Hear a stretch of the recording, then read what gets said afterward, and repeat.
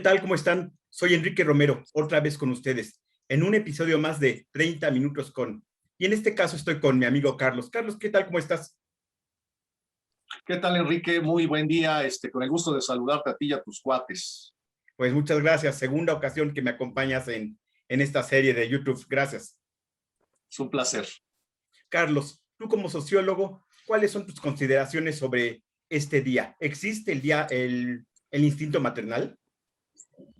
Mira, Enrique, siempre cuando se habla de esta línea, esta frontera que divide lo biológico de lo social, siempre nos metemos un poquito en problemas, ¿no? La verdad, porque no está muy bien delimitada. O sea, en dónde acaba lo biológico y dónde empieza lo social. La verdad es que es una frontera muy porosa, es una frontera muy gelatinosa. Lo cierto es, empecemos por las cosas más elementales, lo cierto es que a nivel social, la maternidad tiene una significación especial, siempre ha tenido una significación especial, es decir, las mujeres tienen una capacidad de gestación, una capacidad de alumbramiento, de procreación, de embarazo, de amamantamiento, que a lo largo de la historia, Enrique, ha tenido una significación social generalmente positiva. De hecho, es como una significación social que se pueden compartir en muchos pueblos de muchas dimensiones, magnitudes, latitudes y tiempos históricos.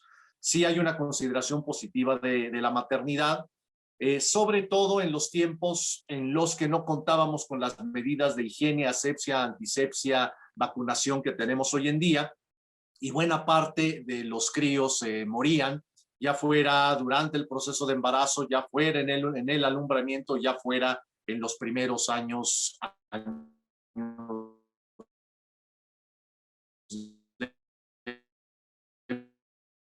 vida.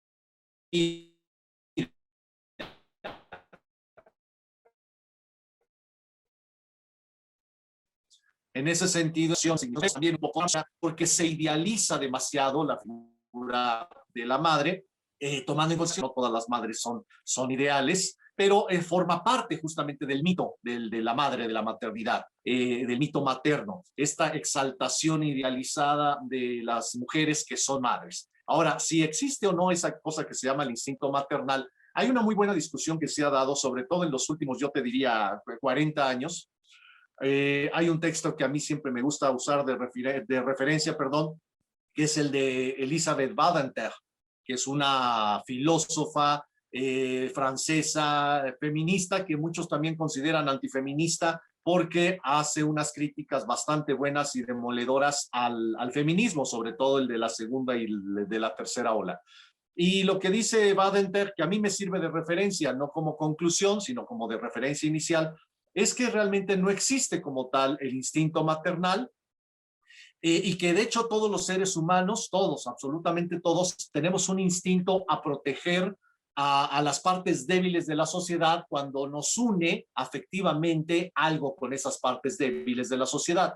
Entonces, más que hablar del instinto maternal como una cosa muy específica, tendríamos que hablar del instinto a proteger a aquellos miembros de nuestro clan, de nuestra tribu, de nuestro grupo social que nosotros consideramos más vulnerables, cuando obviamente existe una relación afectiva con esos miembros. Y eso más que ser un instinto propio de las mujeres o un instinto propio de las madres, es un instinto fundamental de todo ser gregario, de todo ser gregario. Aquí la discusión es si hay una predisposición hormonal, orgánica o psicosocial de las mujeres para cuidados especiales con respecto a los hijos, con respecto a la descendencia. Y ahí está lo sabroso de la discusión. Obviamente no existe una conclusión al respecto. Hay incluso un grupo de mujeres que tratan de sustraerse de esta valoración casi obligatoria de la mujer como madre para poder demostrarnos que el valor de una mujer, incluso parte de su feminidad, de su ser de mujer, no necesariamente tiene que estar conectado con su ser de madre. Son estas mujeres que viven su vida sin necesidad de procrear, sin necesidad de generar descendencia y que reivindican el valor de este tipo de mujeres. Por supuesto que eso existe, yo creo que inclusive siempre ha existido, sobre todo en ciertos periodos de la historia, pero sí hay que considerar, Enrique, que si hay una predisposición, al menos social, que algunos llaman mandato cultural. Yo no me atrevo a hablar tanto como mandato, sino una predisposición con base en las costumbres de los pueblos, con base en ciertos hábitos colectivos que trascienden las épocas, que sí existe una especie de mujeres desarrollen la vocación de la vida. Que por supuesto, no por el solo hecho de que haya una predisposición, ya se vuelve obligatorio. Finalmente, las personas tienen capacidad de decidir, e incluso a lo largo de la historia de la humanidad, muchas lo han hecho.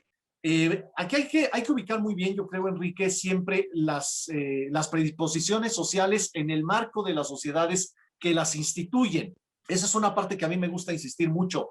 Vuelvo un poquito a esta idea. A ver, del siglo XIX, sobre todo de finales del siglo XIX para acá, las condiciones de la humanidad han variado muchísimo en cuanto a higiene, asepsia, antisepsia, vacunación, salud pública, etcétera, etcétera.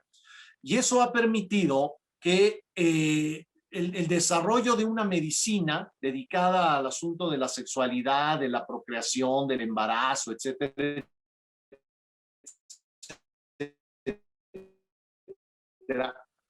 que de una u otra manera ya quita ciertos problemas y ciertos obstáculos a una vocación o a una predisposición social que de suyo ha sido problemática.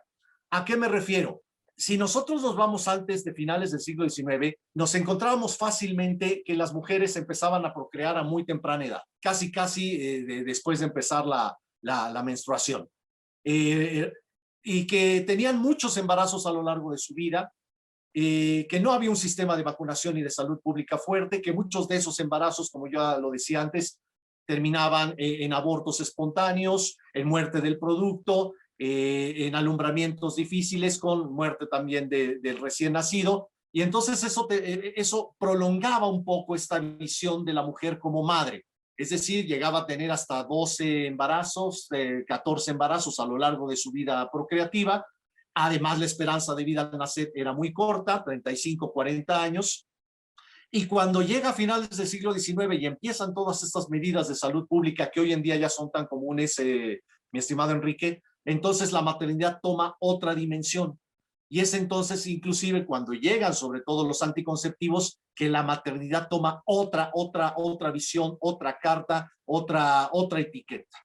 Y si no comprendemos cómo estas circunstancias sociohistóricas han ido modelando también esta parte de la biología de las mujeres, entonces nos perdemos mucho en eso. Por eso yo decía que hablar de instinto maternal es un tanto complicado, pero sí podemos hablar de ciertas predisposiciones o condiciones sociohistóricas que facilitan o entorpecen, que facilitan o hacen complicado el desarrollo de este tipo de funciones, de vocaciones por parte de las mujeres. Entonces, para concretar esto, ¿existe o no existe?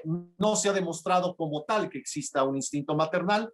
Existe en todos los seres gregarios el instinto a proteger a los débiles del grupo, y eso obviamente, si lo vemos en su dimensión magna, pues eso incluye obviamente la relación madre-hijo, sobre todo en las circunstancias sociohistóricas donde buena parte de la salud, del cuidado, del futuro de la criatura depende mucho de la madre, sobre todo en esas circunstancias sociohistóricas donde el primer alimento fundamental y el primer sistema de protección inmunológica era el pecho de la madre, por ejemplo, era el amamantamiento.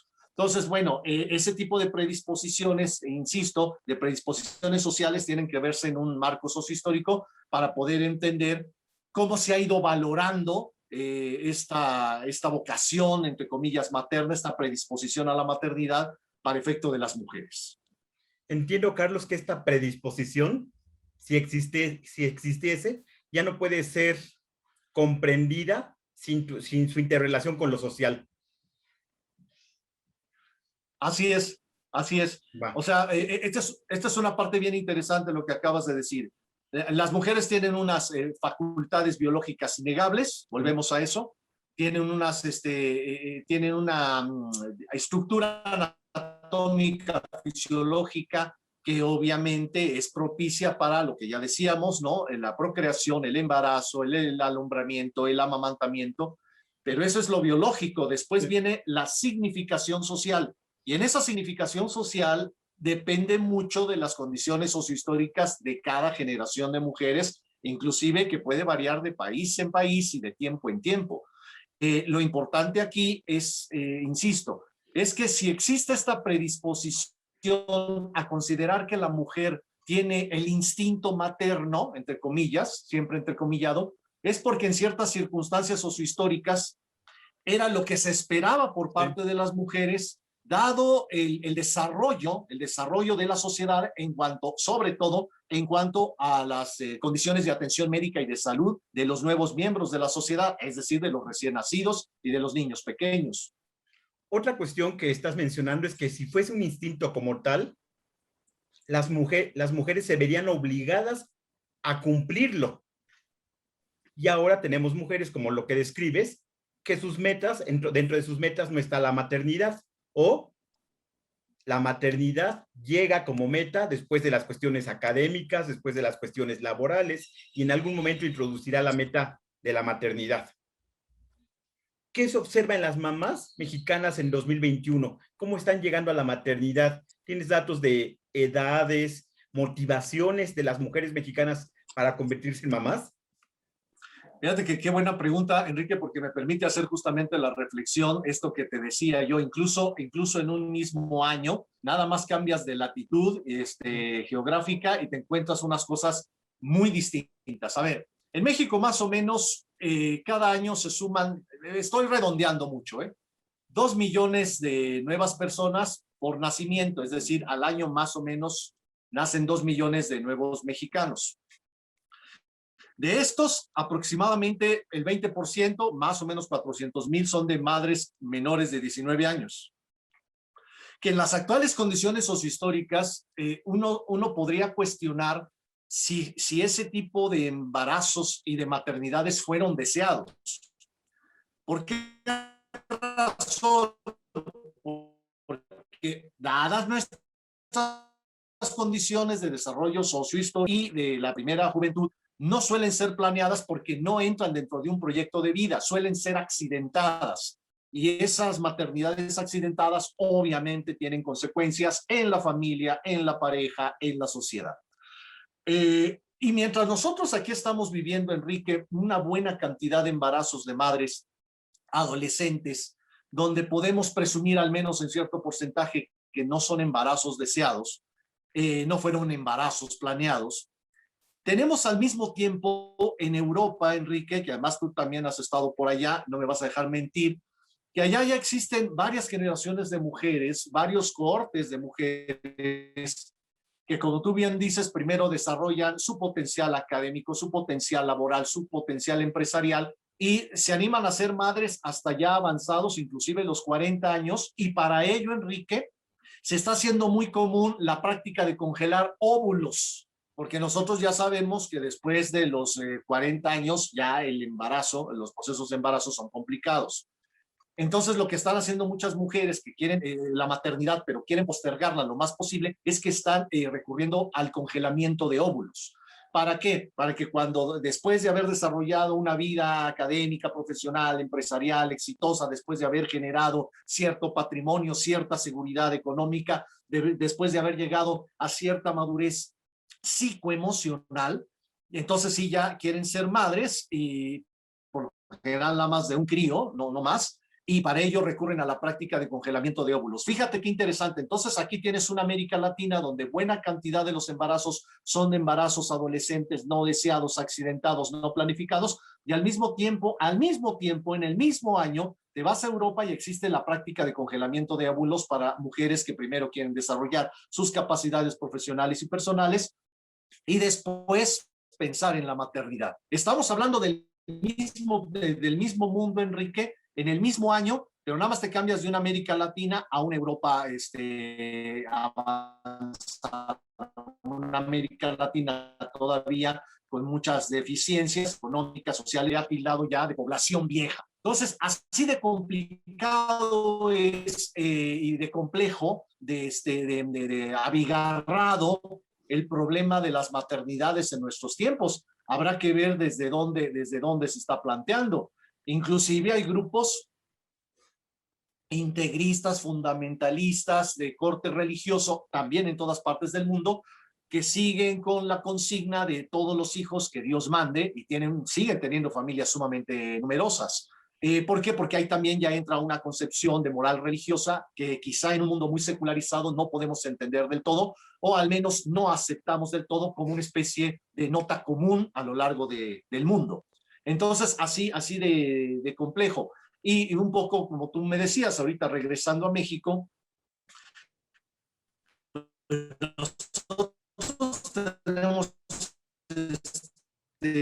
ahí un montón de problemas todavía que resolver, o no deseado, la maternidad en soltería, no como vocación, eso que quede claro. Aquí hablar de la maternidad en soltería por lo general es más bien la figura del padre ausente, no como un deseo propio de la mujer de ser madre soltera, sino de un tiene que asumir, porque hasta cuando hablamos de maternidades en soltería, habrá que matizar si es una maternidad en soltería deseada, planeada, así querida y requerida, o es una maternidad en soltería que se deriva de un acto de fornicatorio que tuvo como consecuencia un embarazo no deseado y la ausencia o la huida del varón. En ese sentido, pues tenemos un muy amplio marco de problemas por dar teóricamente y también desde el punto de las políticas públicas. Las políticas públicas, ¿qué papel juegan en promover esta cultura de la maternidad, Carlos? Interesantísimo lo que acabas de preguntar. La publicidad, fíjate que las políticas públicas. Aquí,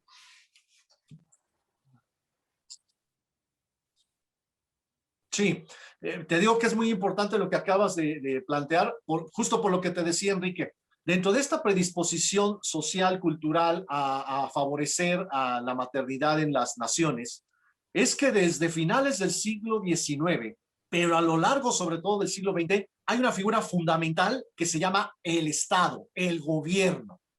Y entonces lo que tenemos es una red de apoyos gubernamentales estatalizados para que las mujeres puedan ejercer la maternidad y al mismo tiempo ser productivas económicamente. Curiosamente, uno bueno, dentro de los primeros sistemas sociopolíticos que apoyaron esta idea, fíjate que es para pensarse, fueron justamente los sistemas totalitarios del siglo XX, ¿no? Acuérdate que Hitler establece una gran cadena de jardines de niños. De hecho, el nombre de Kindergarten es justamente de origen alemán.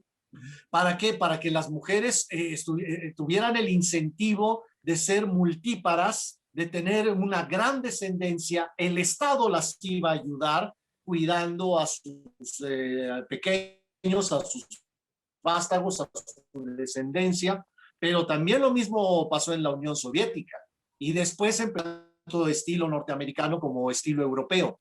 Es decir, ahí tenemos una gran presencia del gobierno, tenemos una gran presencia del Estado para favorecer, para facilitar, para hacer cuerpo con la mujer que quiere ser madre y ya no quiere tampoco descuidar su vida profesional o su vida laboral.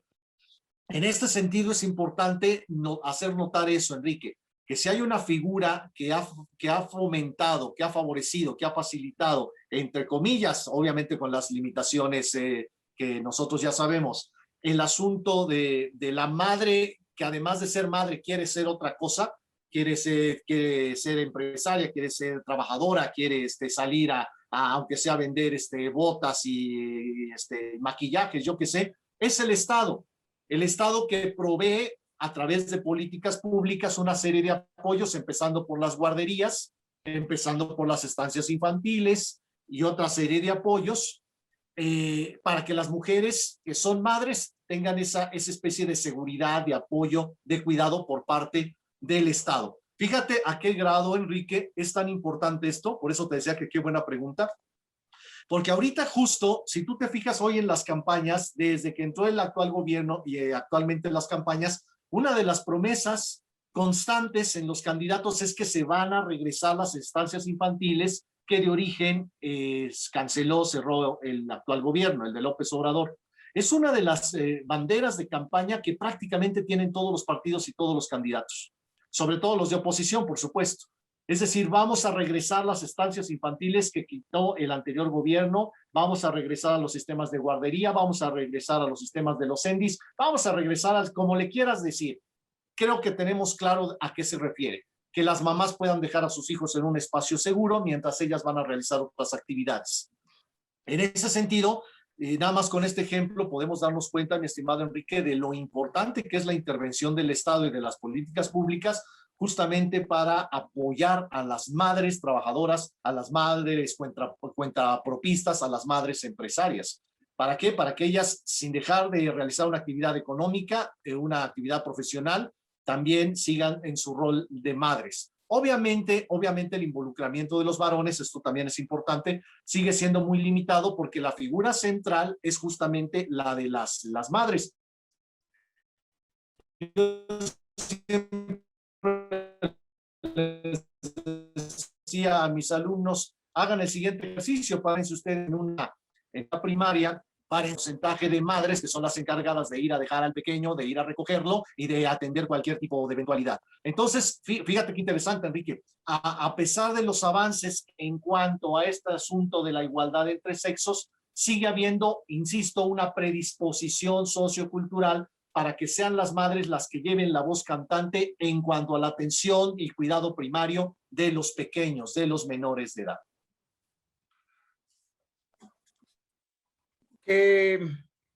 Estaba pensando en un ejemplo muy concreto. Se puede ver en el Festival del Día de la Mamá, en las escuelas primarias, fomentado por la organización escolar, por las propias mamás. Y el Día del Papá, ¿por qué no encaja dentro de este sistema familiar, Carlos?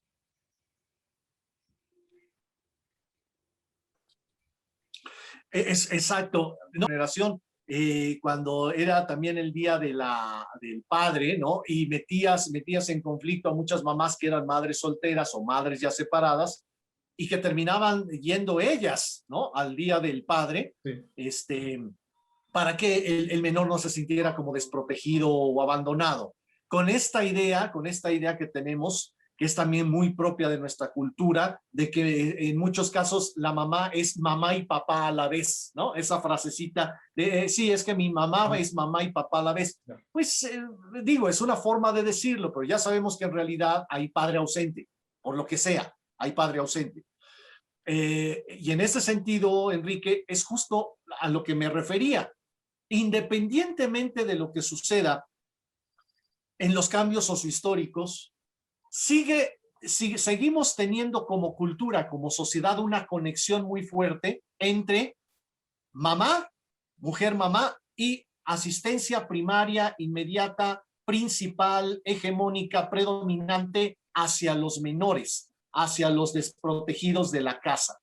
Es decir, en términos, incluso si me lo permites, para ti que eres psicoanalista, en términos freudianos, es una especie de extensión del amamantamiento, ¿no? Neofreudiano sobre todo, ¿no? Porque esto Freud no lo trató muy a fondo, pero sí hay una extensión del amamantamiento. Fíjate qué interesante el asunto del amamantamiento, aún cuando se da a cabo ya en estos periodos. Hay una extensión del cuerpo de la madre hacia el cuerpo de la criatura. Están pegados, están conectados, a través incluso de la piel. O sea, primero lo tienes dentro, luego lo pares y luego te lo pones en el pecho. Y hay una extensión de ese contacto íntimo, de ese contacto físico, de ese calorcito corporal. Y cuando estás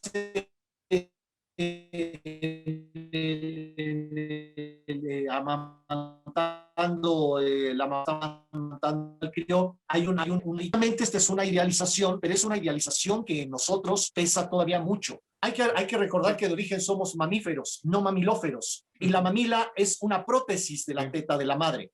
Pero aún con la mamila, que si tú te fijas, volvemos al asunto, es una prótesis que simula la teta de la madre, siempre que uno se alimenta y siempre que uno siente lo que es el pecho materno o lo que parece el pecho materno, hay un hálito, insisto, un ambiente de seguridad y de protección. Bueno, y ese primer ambiente de seguridad y de protección psíquica y socialmente, culturalmente, psíquica, social y culturalmente, se extiende más allá del periodo de amamantamiento. Por eso nosotros seguimos pensando, considerando como cuerpo social, que digamos, la primer vocación o tendencia de la madre es a proteger a los chamacos, a los niños, a los infantes, e incluso más allá del proceso de amamantamiento. Es una figura muy fuerte, Enrique. Psicológicamente, sociológicamente, culturalmente, es una figura sumamente fuerte. Por eso nos cuesta tanto trabajo entender que hay mujeres que decidan no tener hijos o mujeres que los maltratan y los abandonan, porque la creencia mayoritaria cultural es que las mujeres están obligadas o por tendencia natural a cuidarlos, protegerlos y a sacrificarse por los hijos. Así es, Enrique, muy bien dicho. Por eso te digo, es parte del mito materno, ¿no? La visión del sacrificio, de la abnegación. Pero volvemos al asunto, es parte de este mito, es la construcción del mito. O sea, a partir de una capacidad biológica, construyes una significación social que además está sumamente idealizada. Pero está tan sumamente idealizada, Enrique, que si tú hagan el siguiente ejercicio, les pongo a tu amable auditorio, a tus amigos, a nuestros amigos, hagan un ejercicio, pongan ustedes, por favor, madre mata a su hija en cualquier buscador, madre mata a su hija, o sea, nada más para ver el asunto de lo que tiene que ver la violencia madre-hija que llega al homicidio, ¿no? Al filicidio. Cuando uno pone en su buscador de preferencia madre mata a su hija, te aparecen, bueno, nada más así a bote pronto, Enrique, a mí me aparecen más de 1 millón de noticias en un ratito. Más de 1 millón de noticias. O sea, yo puse madre mata a su hija en mi buscador y aparecen 1 millón de clics. ¿Eso qué significa? Significa que en efecto esta idealización de la madre, por eso hablamos del mito materno, esta idealización de la madre choca con la realidad, porque hay madres que asesinan, hay madres que y por lo general, cuando nosotros idealizamos el papel, el rol de la madre, no vemos estas cuestiones, porque si viéramos estas cuestiones, la idealización del rol de la madre ya no sería posible.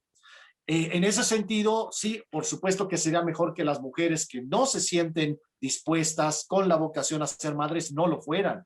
Que las mujeres que quieren desarrollar su vida profesional y laboral in extremis sin dedicarse a otra cosa, mejor que no sean madres. Oye, Enrique, tú y yo, ¿cuántos casos no conocemos? Además, casos muy conocidos, porque son casos de la farándula, donde sabemos que inclusive mujeres famosas con muchos millones de pesos y con muchas sirvientas y con muchas cosas a disposición de los hijos, tienen una pésima relación con los hijos, a veces inclusive peor con las hijas, y repiten el círculo vicioso de tener descendencia para que la descendencia haga lo mismo. Descuidos, maltratos, abandonos, donde termina siendo la sirvienta o la nana la madre sustituta porque la verdadera madre está ausente.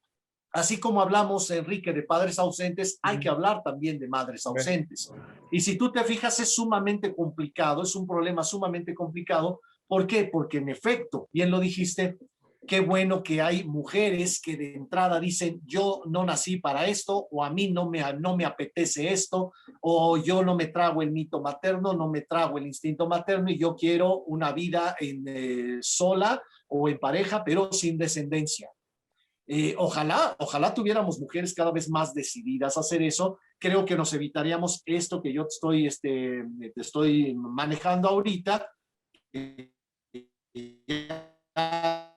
Les decía, háganoslo a los, por favor, Fíjate, vuelvo a decir, pongan en su buscador, madre mata a su hija. Fíjate, Enrique, no, esto es terrible.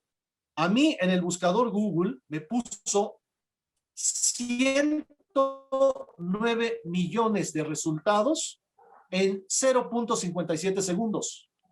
Te lo repito porque es dramático el asunto. 109 millones de resultados en 0.57 segundos. Y solo puse en el buscador, madre mata a su hija. Entonces, por ahí nos podemos dar cuenta que en efecto, esta idea idealizada que nosotros tenemos de la madre abnegada, sumisa, sacrificada, que siempre se está haciendo a un lado para que el hijo tenga estabilidad, seguridad, protección, pues la verdad es que es eso, es un mito. Es un mito que se deriva de una valoración excesiva, idealizada, de una capacidad biológica que de repente se vuelve una función social y que esa función social tiene que ser entendida siempre, dadas las circunstancias sociohistóricas de la nación, pueblo, estado, país, tiempo, época que estemos analizando. Carlos, la búsqueda que hiciste ahorita en tu computadora me hace pensar que la idealización tiende a tiende a hacer que la realidad parezca rosa y nos quita una visión completa de la realidad. La realidad también puede ser roja.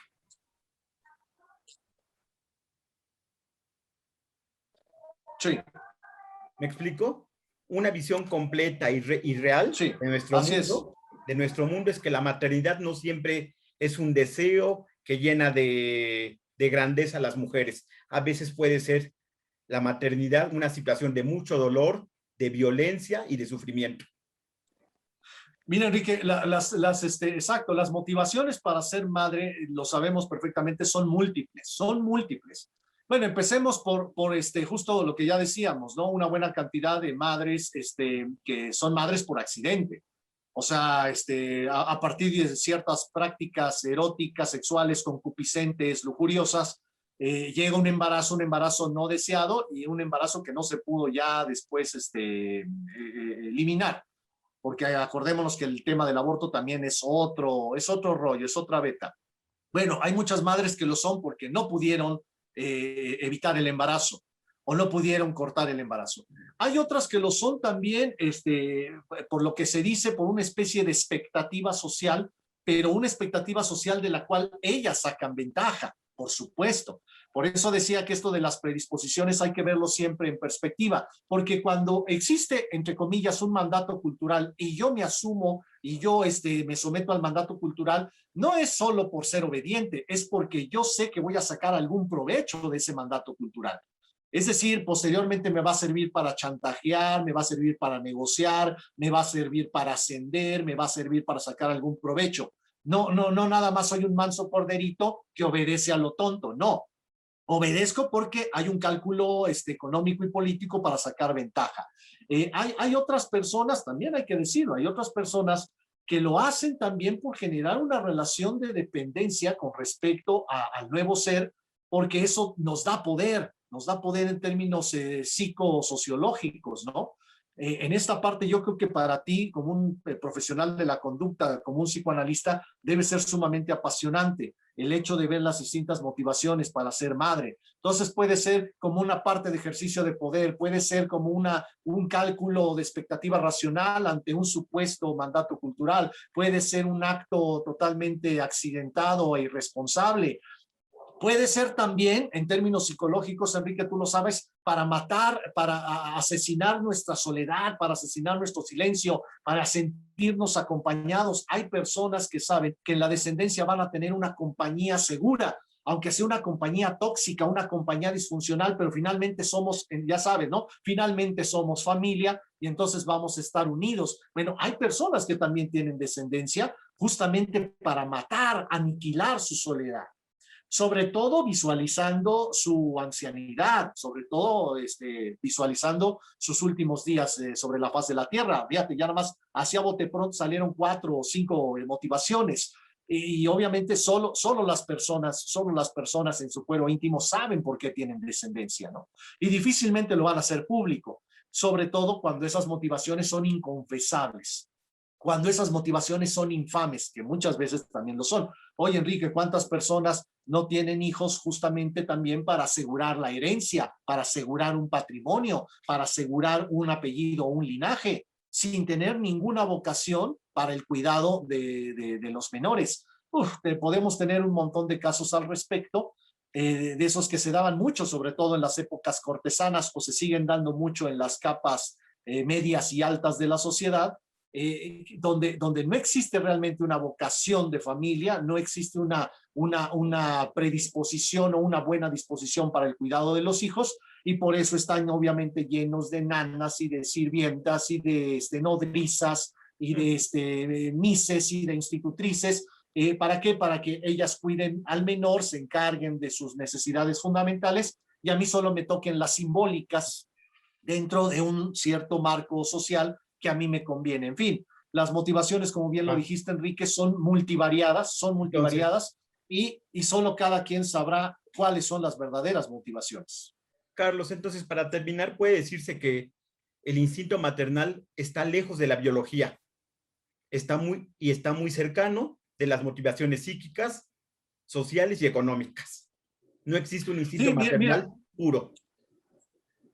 exactamente, mira, yo en ese sentido, para poder concluir, yo te diría lo siguiente. Como seres gregarios que somos, existe un instinto de defensa y de protección. Eso yo creo que sí lo podemos afirmar contundentemente.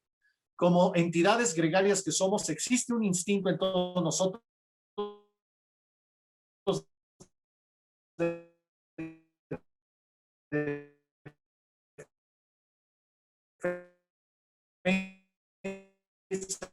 protección y de protección y de pero eso no es propio de las mujeres, es propio de las madres, es de todos los seres gregarios. De defensa y protección está permeado por una idealización social.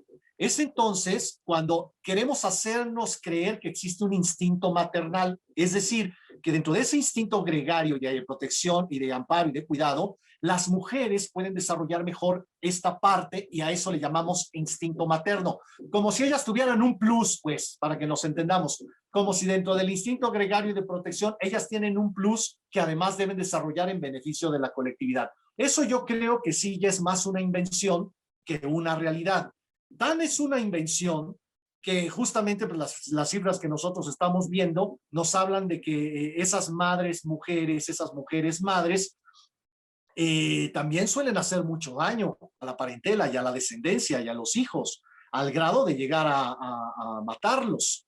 Entonces, en ese sentido, si de verdad existiera esta cosa que llamamos el instinto materno como una especie de entelequia que hace que la madre proteja a capa y espada con abnegación y sacrificio total hasta la muerte, hasta la infamia a su descendencia, pues resultaría que con estos datos y estas cifras, pues ese instinto quedaría sumamente cuestionado.